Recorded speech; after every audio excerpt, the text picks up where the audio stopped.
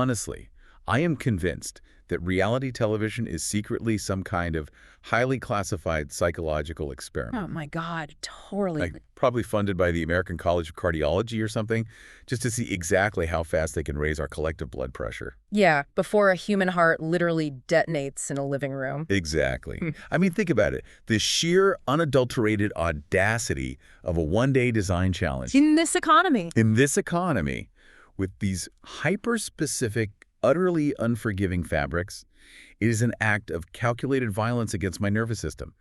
I swear I watched this entire recap hovering like 3 inches off my couch. I was vibrating with pure anxiety. But babes, welcome back. Welcome back to the Smart Squad. We love you, we see you, and honestly, watching Project Runway just makes us believe, just for a fleeting, entirely delusional second, that we could design couture. Oh, the delusion is so strong. It is. We sit there on our couches, covered in snack crumbs, entirely convinced we could just, I don't know, drape a bias-cut silk gown. Right up until we remembered that we actively struggle to sew a button onto a cardigan. Let alone hem a pair of pants. Right. The delusion is real, and it is powerful. But to all of you in the Snark Squad listening right now, whether you are a master tailor or someone who relies exclusively on safety pins, we are so glad you are here with us in the trenches today. Absolutely in the trenches. And Snark Squad, I need you to confirm right now, wherever you are commuting, doing laundry or whatever, that you have your French 75s poured. Chilled to absolute perfection. Yes, and ready to go. Because this specific trip into the workroom is giving absolute unhinged Fashion Week fantasy crossed with like terrifying psychological thriller. I'm holding my glass up right now. Clinking my imaginary glass right back against yours. Cheers to another fabulous, completely messy show. We survived this franchise on champagne, sheer judgment, and honestly, an unhealthy emotional attachment to the underdog designers. We really, really do. But, okay, before we get into the absolute carnage of the workroom this week, let's unpack this delusion we were just talking about. Oh, the fantasy that we could do this. Yeah. If we were actually fashion designers, like if we somehow had the technical skills of a Parisian atelier, an unlimited budget, and the sheer, unhinged confidence of a reality TV villain, what is the signature collection looking like? Paint the picture for me. Oh, I have spiraled about this entirely too much. Like, I have Pinterest boards, mood boards. I would expect nothing less. My signature collection would have to be named something incredibly ethereal, but also slightly unhinged, just to reflect my mental state. Give me an example. Like, Tears in the Tool. Or Midnight Garden Meltdown. I have to interject right now. Yeah. Midnight Garden Meltdown is literally your entire aesthetic and personality condensed into 3 words. It is perfect. Thank you. I feel very seen. But yeah, the aesthetic would be pure, romantic, flowy, soft girl chaos. Okay, I can see that. I mean, I'm talking yards and yards of diaphanous silk chiffon. Pastel silk georgettes that look like they've been left out in a thunderstorm. Oh, I love a wet fabric look. Right. Asymmetrical ruffles that don't quite make geometric sense but somehow work on the body, just very dramatic, running through a stone castle at midnight while crying vibes. Very that. But here is the thing about achieving that look, and we see the designers fail at this all the time. To get that flowy, chaotic look, you actually need microscopic precision. You have to cut the fabric on the bias. Which is a nightmare. It is. For anyone listening who isn't a sewing nerd, cutting on the bias means you lay your pattern pieces down at a 45-degree angle to the straight leaf of the fabric. It makes stiff fabric suddenly drape and stretch like liquid over the body. It is absolute magic when it works. But it is a nightmare to sew because it stretches while it goes through the machine. Yeah, you pull it even a fraction of an inch too hard and the whole seam puckers and you look like you're wearing a crumpled tissue. Exactly. So what's your vision? Because I know it's the exact opposite of mine.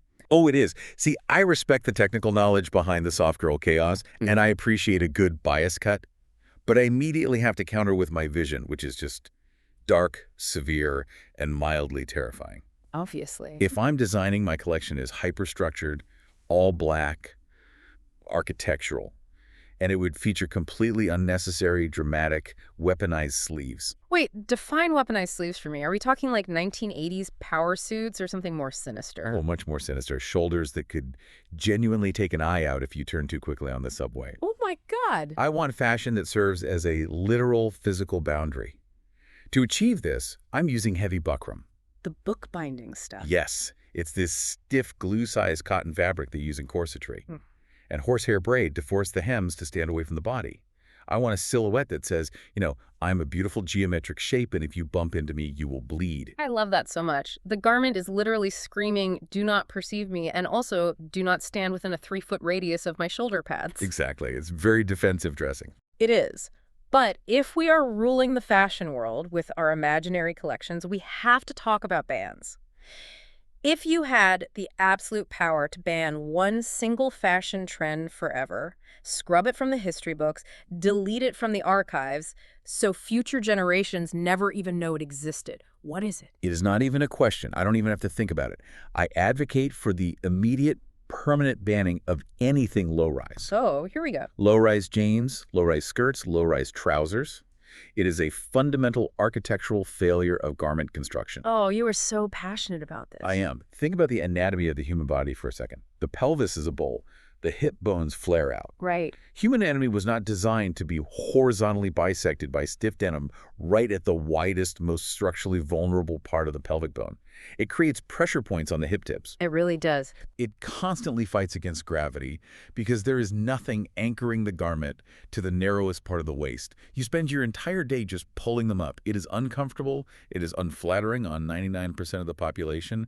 And I refuse to let the early 2000s terrorize my torso ever again.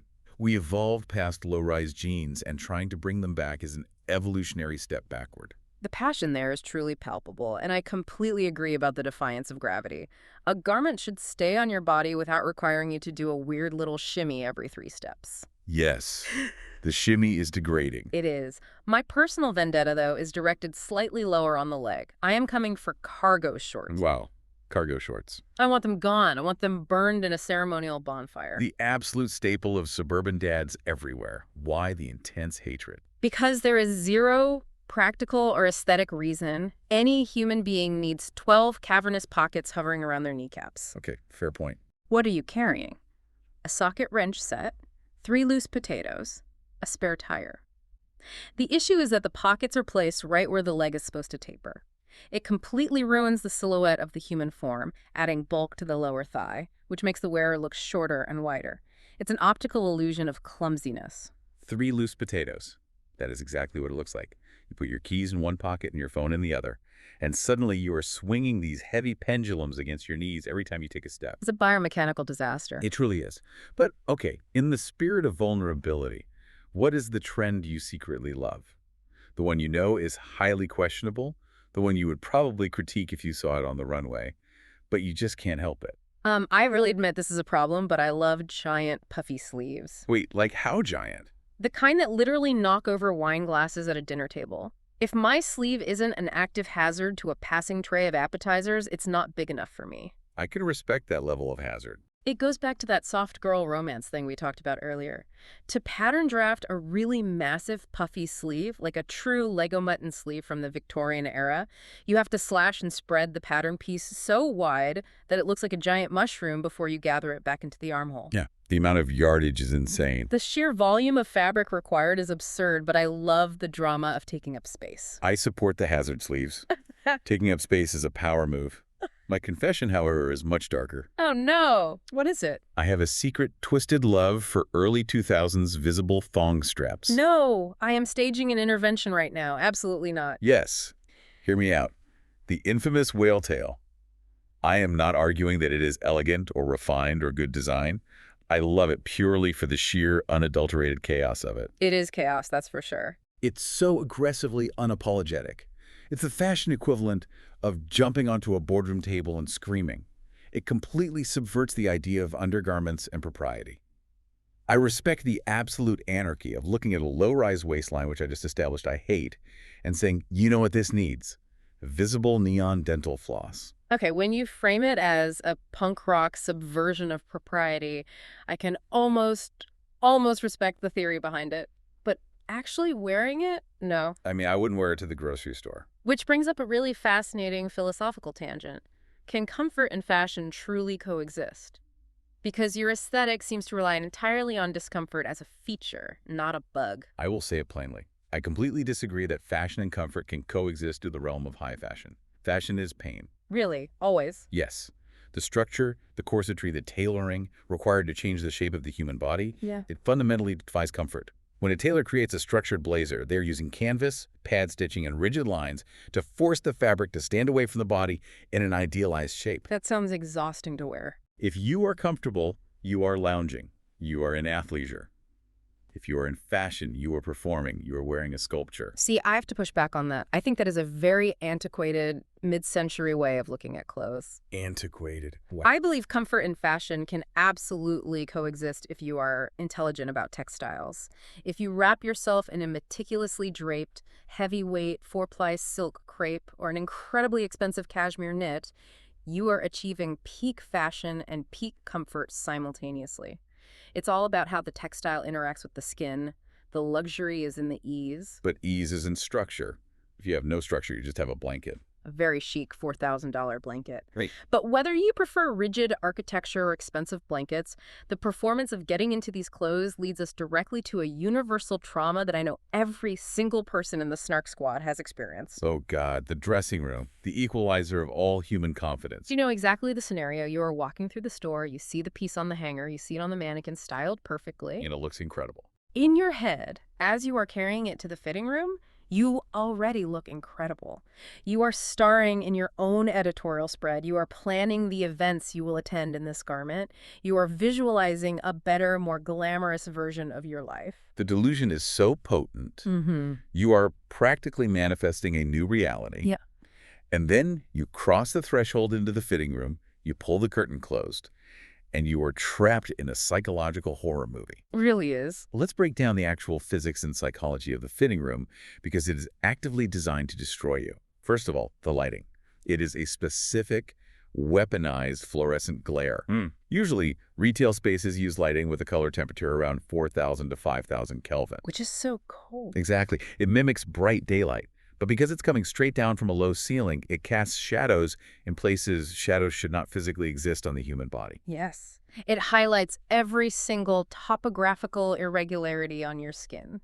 It exposes every poor life choice. Every time you forgot your skincare routine and every bad carb you've eaten since 2012, you are suddenly seeing the bags under your eyes in ultra-high definition. And then there are the mirrors. The Fernhouse mirrors. Some stores subtly tilt their mirrors back slightly, which elongates the body and makes you look taller and slimmer. That's the trick to get you to buy. But if the store has a perfectly vertical mirror combined with that downward fluorescent lighting, it compresses you. You look like a squished version of yourself. And you were just standing there, half naked, trapped in a mirror box, experiencing this deeply relatable, universal human suffering. Other suffering. I cannot tell you how many times I've stood in that terrible lighting, looking at a zipper that absolutely refuses to close over my rib cage, and bought the piece of clothing anyway based purely on a lie. Oh, I know the lie. The lie we all tell ourselves, it'll work when I'm having a better body image day. Or the classic, it'll work when I finally buy that specific, highly engineered, industrial-strength shapewear that I've never actually owned in my life. Which you never buy. It's absolute sorcery. And we blame ourselves, but we shouldn't, because the mannequins are lying to us. For anyone listening who hasn't worked in retail, let me ruin the magic for you. Do it. Influencers and store window displays use dark magic to make stiff, heavy, completely unforgiving garments look effortless. If you walk behind a store mannequin 90% of the time, the garment is clamped tight with giant metal binder clips. Yes. They pull all the excess fabric to the back and clamp it so it looks custom tailored from the front. Because in reality, human bodies have to, bend and breathe and sit down in a chair without the fabric splitting at the seams. It's a concept. Mannequins don't have to exist in 3 dimensions. They don't have internal organs that shift when they sit. So we are comparing our living, breathing bodies to a fiberglass pole wrapped in a binder-clipped illusion. It is so unfair. But babes, enough about our imaginary fashion careers, our vendettas against cargo shorts, and our dressing room trauma. Okay. Let's head to the Project Runway workroom. Let's get into the actual meat of this show, where somebody is literally hot gluing fabric together in a blind panic and having the audacity to call it avant-garde. Let's get completely into it, because this recap starts right where we left off last week, resolving that excruciating cliffhanger from the NFL challenge. The team challenge that went spectacularly off the rails. Spectacularly. I am still so incredibly emotional about this elimination. Chloe getting eliminated alongside Andriy. I lamented this the entire commercial break. I am still lamenting it now. I know you are. Chloe was the ultimate underdog. She was the ex-Mormon girl from Utah, self-taught, deeply earnest, who just needed more time in this environment to refine her voice. She was just starting to figure out who she was as a designer, and it felt like she just got swallowed whole by the toxic team dynamic. Look, I feel for her on a human level. I really do. It is heartbreaking to see someone's dream get cut short. It is. But we have to be real about the garments that were sent down that runway. That team was a structural disaster. The stitching was sloppy. The concepts were muddy. My issue isn't even with Chloe going home, honestly. What is it then? My issue is the absolute lack of leadership from Andriy. As the team leader, he completely checked out. When a team challenge fails, it is a failure of project management. He couldn't delegate, he couldn't edit, he just let them all sink. That's fair. But wait, let me save my real unfiltered vitriol for the true crime of the century here. Bobby. I am incensed. I am practically vibrating with rage that Bobby survived elimination again. Oh, I knew you were going to go off about Bobby. How could I not? She sent down that horrifying flesh-tone bandage and sarong monstrosity. La Roche literally looked at it and called it the worst look of the entire show. Not just the episode, the show. It was undeniably bad. It looked like she had been in a minor traffic accident on a moped, and the paramedics just started wrapping her torso in whatever beige ace bandage medical supplies they had in the back of the ambulance. And then, because they ran out of sterile gauze, they tied a cheap beach wrap around her waist. It was an absolute slop costume. Slop is the perfect word. And let's talk about why it was slop from a construction standpoint. When you use a stretch fabric like spandex or a cheap knit, which is what she was using, you have to account for the stretch ratio. Right. It doesn't behave like a woven. Exactly. Yeah. If you stretch it too tight around the body without anchoring it to a stable lining, the fabric rolls at the edges, it loses its memory, and just bunches up into these lumpy sausage casing folds. That's what was happening on the runway. It lacked any underlying support, and yet she stays. It's baffling. But this, Snark Squad, is classic reality TV mechanics. It is the ultimate producer manipulation. Exactly. The producers sit in the control room and they look at the remaining cast. They go, okay, do we keep the quiet, focused, technically proficient talent who quietly sews in the corner? Or do we keep the weeping, highly dramatic, constantly complaining, roommate-fighting mess who creates tension in every single scene? They keep Bobby. Every single time. Because good tailoring doesn't make for good television trailers. Screaming matches do. It's incredibly frustrating for the viewers who actually care about the fashion and the craft, but it feeds the reality TV beast. We have to accept that Project Runway is 50% design competition and 50% psychological endurance test. 100%.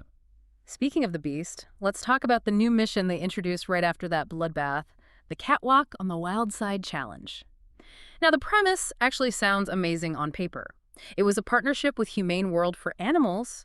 The designers had to create a high-fashion runway look using exclusively cruelty-free, animal-free fabrics from a curated mini-mood fabric store right in the studio. Which sounds lovely and ethical. We love animals. We do. But then they dropped the hammer. They gave them 1 day. 1 day. I groaned out loud at my television. Snark Squad, I need you to understand how insane a 1-day challenge is. These cheap production budgets are ruining the actual design aspect of this franchise. Walk us through the actual timeline of a 1-day challenge, because I don't think people realize how little time that actually is. Okay, let's do the math. A 1-day challenge does not mean 24 hours of sewing. It means a typical production shooting day, which is strictly union regulated. They get roughly 12 hours in the workroom. Okay, 12 hours. First, you spend an hour sketching and fighting over fabric at the mini-mood. Down to 11 hours. Drafting a custom pattern from scratch for a high-fashion, avant-garde look takes a skilled pattern maker at least 2 to 3 hours, down to 8 hours. And that's if they don't mess up the draft. Cutting the fabric carefully takes an hour, down to 7 hours. You have to fit the model, which takes an hour of pinning and adjusting, down to 6 hours. That leaves you barely 6 hours to actually sit at the machine and construct, press, line, and finish a couture garment. You cannot conceptualize, drape, cut, sew, and fit a runway look in that time.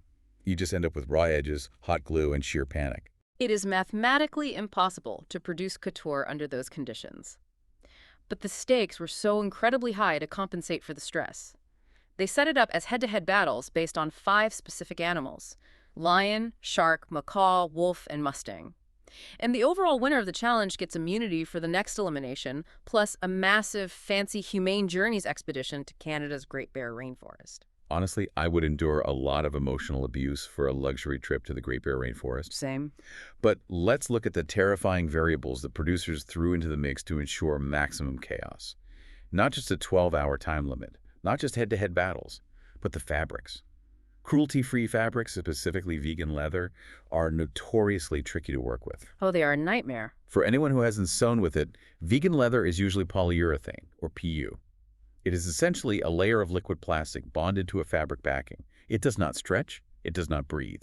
If you make a mistake and put a pin in it to hold a seam, that pinhole is permanent because plastic doesn't have woven threads that can self-heal and shift back into place. You have to get it right the first time. You have to use special clips instead of pins. You have to use a Teflon foot on your sewing machine because a normal metal foot will stick to the plastic and create a massive traffic jam of fabric, ruining your stitch tension. That alone would send me over the edge. But then they introduced the models, and they weren't just standard agency fit models.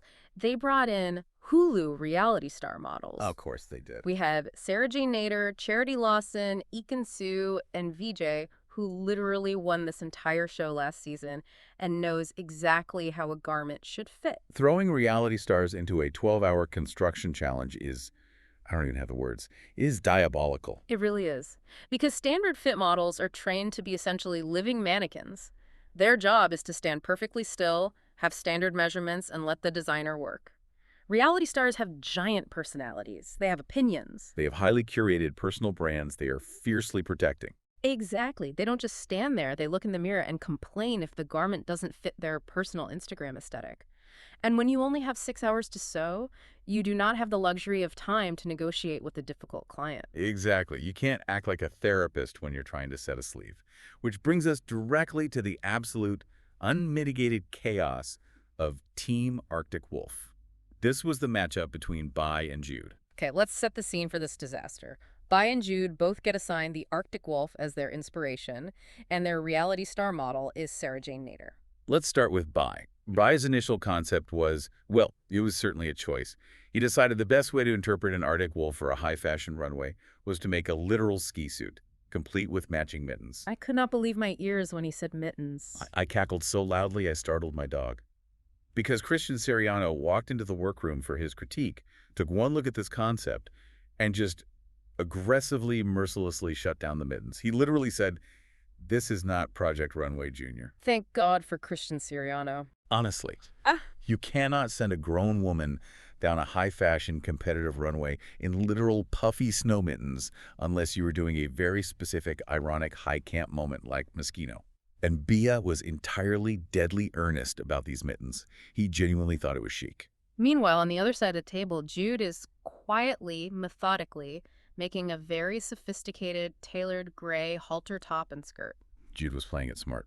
But then the disaster strikes. And when I say disaster, I don't mean a broken needle or crooked seam. I mean a full-blown, catastrophic, code-red fashion emergency. The emergency of the season. Sarah Jane Nader shows up for her midday fitting, and she is covered head to toe in full body makeup. Spray tan, shimmering bronzer, whatever radioactive orange compound it is. And she squeezes into their half-finished garments to check the fit, and the makeup smears everywhere. Everywhere. It rubs off onto the collars, the armholes, the waistlines, all over their pristine, bright white and pale gray cruelty-free fabrics. My jaw unhinged. I was screaming at the television. Let's pause to talk of the chemistry of a spray tan for a second, because this is crucial. Please do. The active ingredient in fake tan is DHA, dihydroxyacetone. It literally reacts chemically with the amino acids in the dead layer of your skin to turn it brown. When a model sweats that off onto raw, unlined white fabric, it's not just a surface smudge of dirt that you can brush off. Right. It chemically binds to the fibers. It stains it permanently unless you have an industrial dry cleaning setup, which they obviously do not have in the workroom. It was ruined. The fabric was completely, entirely ruined. Which is why I need to go off on production for a second. How, in the name of all that is holy in the fashion industry, do you allow a reality star wearing fresh, wet, sticky spray tan into a fitting for white clothes without warning the designers? You are the producers. Yeah. You know they are using white fabric for the Arctic Wolf Challenge. You bought the fabric for the mini-mood. It absolutely had to be intentional. There's no other explanation. It was 100% calculated sabotage for the sake of drama. Production knew exactly what was going to happen. In a normal, professional atelier, if a client comes in for a fitting, you provide makeup wipes. You provide a muslin robe to protect the garment. You tell the model explicitly, do not put body shimmer or fresh tanner on before trying on a raw, $500 a yard white silk. The producers set Bai and Jude up to fail. They did. And it forced this massive, panic-inducing scramble. Both designers had to completely abandon their ruined pieces and pivot with almost no time left on the clock, maybe 3 hours left. Bai panics and pivots to a white tube dress, which, bless his heart, was a massive structural mistake. Oh, a catastrophic mistake. Let's explain why a tube dress fails on a runway. A simple tube dress, just a cylinder of stretch fabric, is what you throw on over a bikini to walk from the hotel pool to the bar in Miami. It is not runway fashion. It's just not. To make a strapless bodice actually stay up on a moving human body without looking cheap, you need internal architecture. You need spiral steel boning channeled into the lining to support the bust. You need a waist stay, which is an internal gross-grain ribbon that hooks tightly around the ribs, so the weight of the dress hangs from the skeleton, not the stretchy fabric. You need silicone grip tape along the top edge. He didn't have time for any of that. He just wrapped some white, stretchy fabric around Sarah Jane's torso, put a zipper in the back, and prayed to the fashion gods that tension alone would hold it up. And tension is never enough when a model has to stride down a 50-foot runway. But then look at Jude. Jude looks at his ruined gray fabric, takes a deep breath, looks at the remaining scraps he has left, and brilliantly pivots to a sexy Crocs moto jacket and a paneled swingy skirt. The moment right there is the defining difference between a basic seamstress and a true fashion designer. Completely. Jude didn't panic. He engineered a completely new silhouette on the fly that actually played to his core strengths: tailoring and structure. To make a paneled swing skirt move well, you have to do the math.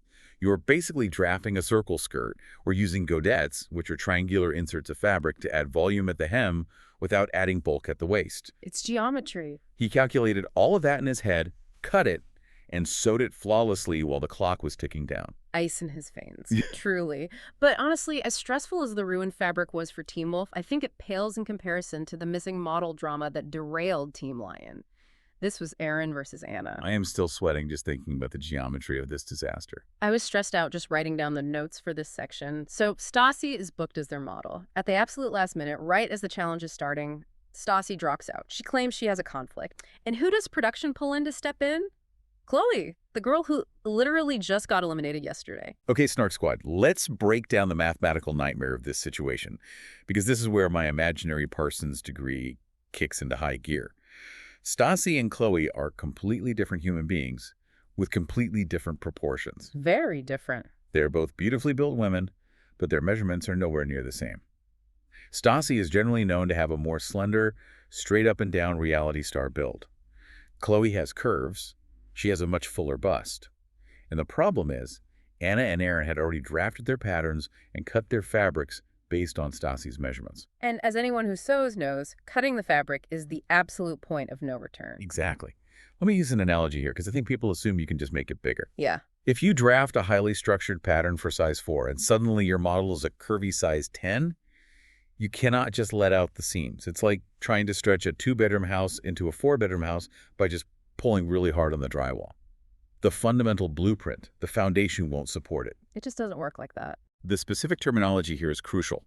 The armscye, which is just the tailor's term for the actual armhole cutout, is completely different on a larger bust. The bust apex, the highest projecting point of the chest, shifts downward and outward. The curve of the hip requires a totally different slope. Aaron was making a structured crop top and a fitted skirt. He tried to just force his Stassi-sized pieces to fit Chloe's body by desperately folding in these massive darts on the fly. For those who don't know, a dart is when you fold and sew a triangle of fabric to create 3D shape, right? Yes. You use darts to turn flat fabric into a curve, like around a bust or a hip. But if you don't calculate the angle of the dart perfectly to point directly at the bust apex, it creates terrible tension lines. You could see the absolute panic in Aaron's eyes. The fabric was pulling in all the wrong directions. Oh, it was bad. There was a constant terrifying risk of Chloe flashing the entire judging panel every time she took a step, because the tension on the neckline was fundamentally flawed. It was pulling away from her chest instead of resting against it. It was excruciating to watch. You just wanted to reach through the screen and help him. But then we have to talk about Anna. because Anna proved she is a wizard. A master-level tailor. I have to praise Anna to the high heavens here. She was faced with the exact same impossible mathematical problem. She had cut for Stassi, she gets Chloe. Instead of panicking and trying to force the wrong pieces together like Aaron did, she scrapped it. Which takes guts. She managed to completely draft and recut a brand new pair of low-slung 2003-style tailored pants for Chloe from scratch. In a matter of hours. Snark Squad, tailoring a pair of pants is notoriously the hardest, most complex thing to do on this show. The crotch curve, often called the J-curve in pattern making, has to scoop under the body perfectly, or you get agonizing pulling in the front or a saggy mess in the back. Right. To draft that curve flawlessly on a curveball model with zero time is a masterclass in staying calm and relying on pure technical skill. I hate low-rise pants, as established, but I respect the craftsmanship deeply. Speaking of people who absolutely did not stay calm and did not rely on technical skill, we have to talk about Team Mustang. Elizabeth versus Bobby. The roommate showdown. Oh, I've been waiting for this. I am gleefully diving headfirst into this mess.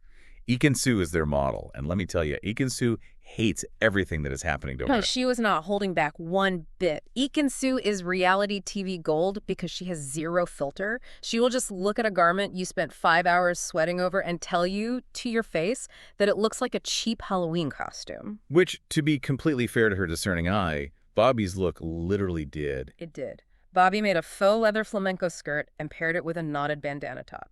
It straight up looked like a 2003 Pirates of the Caribbean extra. Like she was Keira Knightley's non-speaking stunt double lingering in the background of a sweaty tavern scene. It was so deeply early aughts in the absolute worst way imaginable. A bandana top. On a high-fashion runway, what is this, MTV Spring Break in Cancun circa 2004. And the faux leather she chose looked incredibly cheap and shiny. But let me turn my attention to Elizabeth's look, because I have extremely strong feelings about the physics of what she created. Go for it. Elizabeth decides to use this heavy, brown, upholstery-weight, vegan leather. I don't even know what to call it. It wasn't apparel fabric, it was a tarp. She creates this massive floor-length gown covered in giant, hanging plates of braided leather. Ekin-Su looked in the mirror and called it Rapunzel on steroids. Which is a painfully accurate description. But here is the ultimate sewing sin. The thing that made me want to throw my remote control directly at my television screen. Elizabeth didn't even hem the front of the skirt. I noticed that. How do you not hem the front of a floor-length gown? Because it's heavy upholstery vinyl. Let's talk about fabric weight. Normal apparel fabric weighs maybe 4 to 8 ounces per square yard. Upholstery vinyl can weigh 15 to 20 ounces per square yard. It does not drape. It folds like thick cardboard. She created a straight, heavy tube of this cardboard fabric straight down to the floor. Oh my God. Because it wasn't hemmed to clear the floor, and because it was too stiff to kick forward, Ekin-Su had to literally reach down, grab fistfuls of this massive heavy tarp, and hike it up to her mid-thighs with her hands just to physically propel her legs down the runway. If the model cannot physically walk, you have failed the most fundamental premise of making clothes. It is not a static sculpture. It is a garment meant for a human body in motion. Exactly. It was peak reality TV disaster. Elizabeth was fighting with the client, fighting with the weight of the fabric, refusing to acknowledge the structural failure of the garment, and sending a stumbling mess down the catwalk. It was chaotic, but let's pivot from the chaos of construction to the chaos of hubris, the battle of the egos. Team Macaw and Team Shark. Yes. Let's dig into Joseph versus Brian on Team Scarlet Macaw. I will start by saying I actually really loved the emotional sentiment behind Joseph's design. He made a wing-sleeved wrap dress, and he explained it was honoring his late mother. It was deeply emotional, it had a beautiful backstory, and you could feel that the garment had heart in it. It did have heart. Yeah. I am not discounting the emotion. That's it. But I have to call out his fatal flaw in execution, which was not the dress itself, but his styling choice. I'm talking about the sheer, unadulterated arrogance of Joseph deciding to sew and wear an outfit for himself made out of the exact same red macaw fabric as his model on runway day. It was certainly a bold choice. It was a terrible choice. It's like he was trying to establish his own personal brand identity in uniform before he's even survived week 3 of the competition. You can see the judges immediately bristle at it. It completely distracts the eye from the model.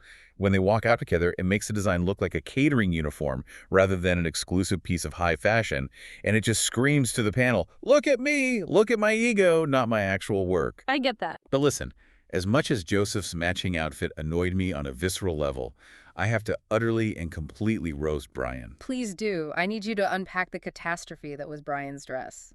Brian goes to the mini-mood and purposefully selects a shiny, cheap-looking fuchsia satin. Snark Squad, satin is not a raw material, it is a weave. And cheap satin is almost always 100% polyester. It is a total nightmare to sew, especially when you only have 6 hours, because the smooth surface shows every single flaw. Oh, the puckering. If your sewing machine needle isn't perfectly sharp, like a brand new Microtex needle, it punches visible holes in the fabric and puckers the seam. He decides to make a halter gown with a tiny, tragic fishtail train. Christian Siriano comes into the workroom, looks at this shiny pink disaster, and explicitly warns him to his face, "This looks like a cheap prom dress." Christian was genuinely trying to throw him a life raft. He's trying to save him. And Brian slaps the life raft away. What is Brian's response to an industry icon telling him his dress looks like cheap prom? Yeah. Does he edit? Does he drape something over it? No.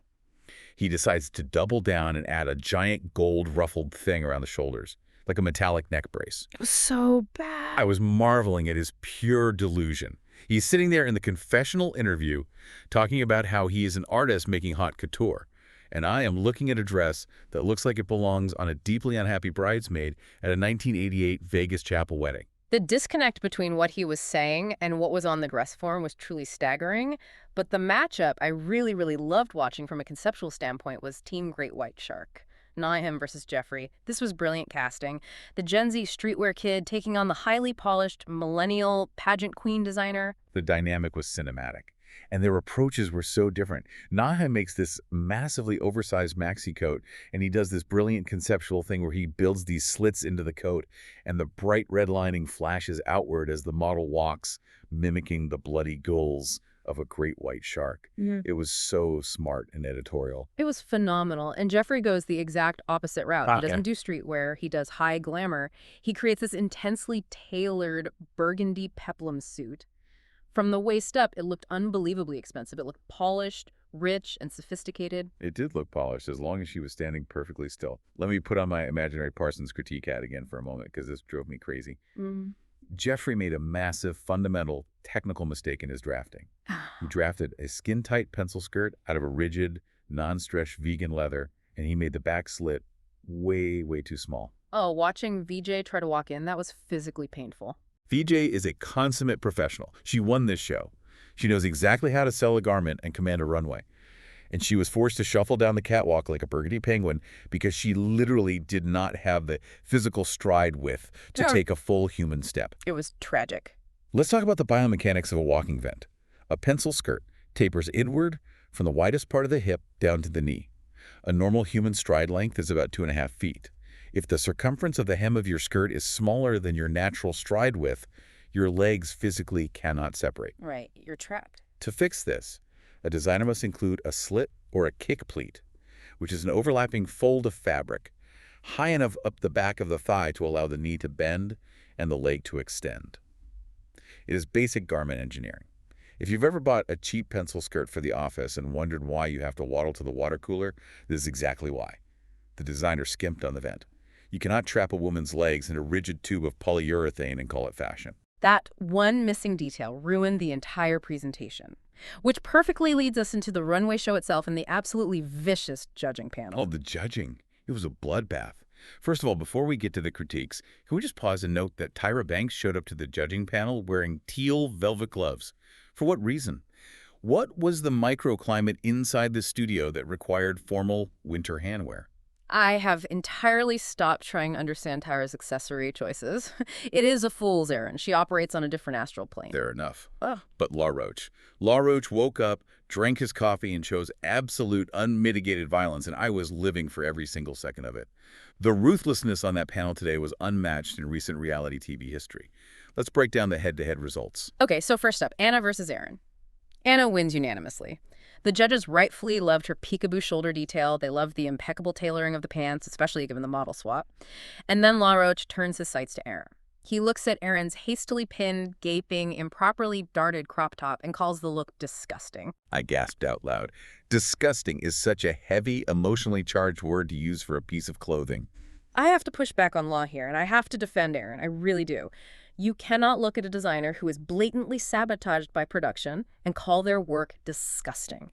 They pulled his model, handed him a woman with completely different measurements, gave him 0 extra time to redraft his pattern, and said, make it work. He was set up to fail. To call the resulting garment of that sabotage disgusting felt like it crossed a line into performative, unnecessary meanness. He didn't deserve that level of vitriol for failing an impossible math problem. Look, I hear your empathy, and the circumstances were terribly unfair, but I have to side with Law on this one. Really? The garment was a disaster. It was unwearable. Law is sitting on that panel to judge the aesthetic and structural reality of what is walking down the runway in front of him, not to grade the designer on the excuses behind it. If it's a mess, it's a mess. But if you want to talk about truly destroying a designer's psyche, let's talk about Jude versus Bai. Oh. Jude wins the head-to-head unanimously, and actually wins the entire challenge for that incredibly chic moto jacket. Completely well-deserved. Yeah. But then Law turns his attention to Bede. This was easily the most brutal moment of the night. Law looks at Bede's poorly constructed white tube dress, the one he made in 3 hours because of the spray tan incident, and tells him it looks like a heavy flow maxi pad. I had to pause the TV. I had to get up and walk around my living room. And the absolute worst part, the thing that made my blood boil, Sarah Jane, the reality star model whose wet spray tan literally ruined Bede's original thoughtful garment and forced him to make the tube dress in the first place. She laughs. You did. She stands there on the runway and giggles while Bede is getting his soul crushed by the judges. I was furious on his behalf. You ruined his design through sheer negligence, and now you're laughing while he gets publicly humiliated on national television. It was dark. The reality TV gods were feasting on Bai's soul in that moment. It was a sacrifice. Then we get to Joseph versus Brian. Joseph wins unanimously, despite Heidi Klum and Law Roach being visibly annoyed by his matching outfit stunt. But then Heidi looks at Brian's shiny pink dress with the gold shoulder ruffle and famously calls it a wretched worm. A wretched worm. It's so oddly specific and so accurate. For the Snark Squad, riching is when you gather fabric tightly over a seam to create ripples. When you do it with cheap, shiny gold fabric, it literally looks like a segmented insect. And then Law asks Brian, looking him straight in the eye, if he seriously thinks an ugly stepsister dress is wearable in the modern era. The absolute, flat-out refusal of the panel to validate Brian's delusion was my favorite part of the recap. They popped his ego balloon with a needle. Then we had the split decisions. Bobby beats Elizabeth, barely, and it was purely because Bobby's pirate skirt at least had a slit and some stretch so it moved, whereas Elizabeth literally built a heavy leather prison that Ekin-Su had to carry down the runway like a physical burden. And Naheim beats Jeffrey entirely because VJ could barely waddle in Jeffrey's skirt. If Jeffrey had just taken a pair of scissors and cut that back slit 5 inches higher, he would have won the whole challenge. Technical errors in mobility will end your career. And so, after all that bloodletting, we are left with the cliffhanger. Erin, Bea, and Brian are in the bottom 3. And just as Heidi opens her mouth to announce who is going home, the screen cuts to black. We are left on another cliffhanger. I screamed. I threw a throw pillow. The pacing of this season is going to put me in an early grave. Give us a resolution. You cannot end on a cliffhanger 2 weeks in a row. They know exactly how to keep us hooked. It's sick. But since production refuses to give us the final results, we are going to have to do our own judging. Speaking of looking at the bigger picture, if we're handing out crowns for this recap, let's talk runway royalty. Out of everything we saw, what is your absolute best look of the night? For me, it has to be Naheim's oversized shark gill coat. It was modern, it was edgy, and the conceptual brilliance of the red lining flashing like gills as the model walked was fashion with a capital F. He understood that a runway garment is meant to be viewed in motion. He didn't make a costume. He told a story through the construction of the lining. It was masterfully bagged and edge-stitched. It was brilliant. For my category, the most wearable design, I have to give it to Jude's winning moto jacket and paneled skirt. It was flirty, it was sexy, and honestly, it fits my soft girl with an edge fantasy perfectly.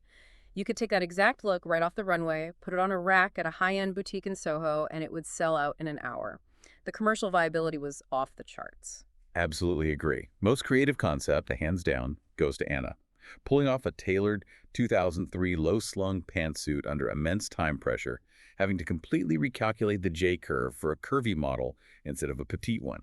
The concept of staying that mentally composed and delivering a structurally sound garment that didn't pucker at the seams is the most creative feat of engineering I saw all night. Now, the biggest surprise for me is Bobby. I am shocked, genuinely floored and slightly appalled that Bobby managed to survive again with a literal Caribbean pirate costume, the bandana top, the cheap fringe. It proves she genuinely has 9 lives in this competition. The judges must just be keeping her around for the inevitable psychological meltdown that we all know is coming. They 100% are Yep. banking on her snapping on camera. Right. And finally, the look that deserved its own editorial spread. I'm choosing Jeffrey's burgundy suit. Yes, the tiny slit ruined the runway walk and cost him the win. But if you ignore the walk, if you imagine that suit standing completely still in a glossy Vogue magazine spread, the tailoring was impeccable. The peplum was sharp, the shoulders were severe. It was a beautiful piece of still life architecture. I can completely see that. Okay, thinking about how everyone handled the sheer terror of this challenge, if we put a thermometer on the workroom who is actually keeping their cool, let's rank them on the meltdown meter. I will start with the calm processional.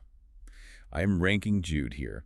The model comes in, her spray tan literally chemically destroys his pristine white fabric. And what does he do? He doesn't scream, he doesn't cry, he doesn't throw scissors. He just quietly, methodically drafts and sews a completely different winning outfit. Absolute ice in his veins. Truly professional behavior. For mildly unraveling, I'm putting Anna. She kept it together outwardly, but you know that having to recut a pair of tailored pants from scratch in a few hours definitely spiked her cortisol levels. You could see the tight, forced smile of a woman who is internally screaming at the injustice of the universe, but absolutely refuses to let the reality TV cameras see her break. Exactly. You could see her clenching her jaw. Now, for one broken zipper away from tears, I am placing Erin here. Dealing with the massive gaping on Chloe's bust, trying to force a Stassi-sized crop top to fit a Chloe-sized body. You could see the absolute panic in his eyes. He was desperately folding darts, pinning, praying to the sewing machine gods. He was teetering on the edge of the abyss the entire afternoon. And finally, the full reality TV fashion emergency. Elizabeth. Yeah. Sticking your model in a heavy, unhemmed pleather tarp, getting into a passive-aggressive standoff with Ike Esso of all people, and refusing to acknowledge the structural failure of the garment's weight. It is peak reality TV disaster. Yeah. She completely lost control of the narrative and the garment. Okay, if you had access to the production closet right now, what are you actually putting on your body? Let's play wear it or burn it. I will start. Would wear immediately. I would immediately wear Jude's Arctic Wolf moto jacket. It is so chic, the paneled skirt has incredible movement, and I need it in my closet yesterday. Would wear with minor alterations. I would wear Jeffrey's burgundy peplum suit, provided someone actually takes a pair of sharp fabric shears and cuts a proper kick pleat or slit in the back so I can physically walk to the bar without looking like a penguin. Give me a 10-inch vent, and I will wear that severe weaponized suit to every important meeting for the rest of my life. Appreciate as art, but never put on your body. I have to choose Naheim's shark coat. It is brilliant art, the silhouette is stunning, but I am 5'4". I would look like a toddler wearing my dad's winter coat. I would feel swallowed alive in all that heavy fabric, but I want to look at it mounted in a museum exhibit. Which brings us to the final category. It needs to be returned to the fabric store immediately. And I think we are on the exact same wavelengths here. Oh, I think we are. On 3, 1, 2, 3. Brian's fuchsia satin and gold-ruched worm gown. Brian's pink shiny dress. Yes, we are on the exact same page. Burn it. Bury it in the dirt. Salt the earth where it was sown so nothing ever grows there again. Return it to the 1980s prom it crawled out of. The cheap satin, the gold accordion foil, the sheer delusion of calling it haute couture. It needs to be permanently erased from the Hulu archives. It was a literal crime against textiles. Okay, looking ahead to next week, let's consult our Fashion Week prophecies. Let's look into our crystal balls. Which designer is headed to the finale? I am officially predicting Jude. He has the 2 things you absolutely need to win this franchise: immaculate, unshakable tailoring skills, and the calm, even-keeled temperament to survive the absolute circus the producers throw at them. He doesn't get distracted by the roommate drama, he just executes the garment. I agree his technical skills are unmatched, but for who has the strongest creative vision, I firmly believe it's Naheim. His concepts are so specific and cerebral, building the red guts inside the gills of the coat. That is story-driven editorial design. He thinks like a creative director of a major house, not just a dressmaker. Who keeps surviving? By pure chaos energy. I think we both know the answer to this. We don't even need to debate it. Bobby. Bobby.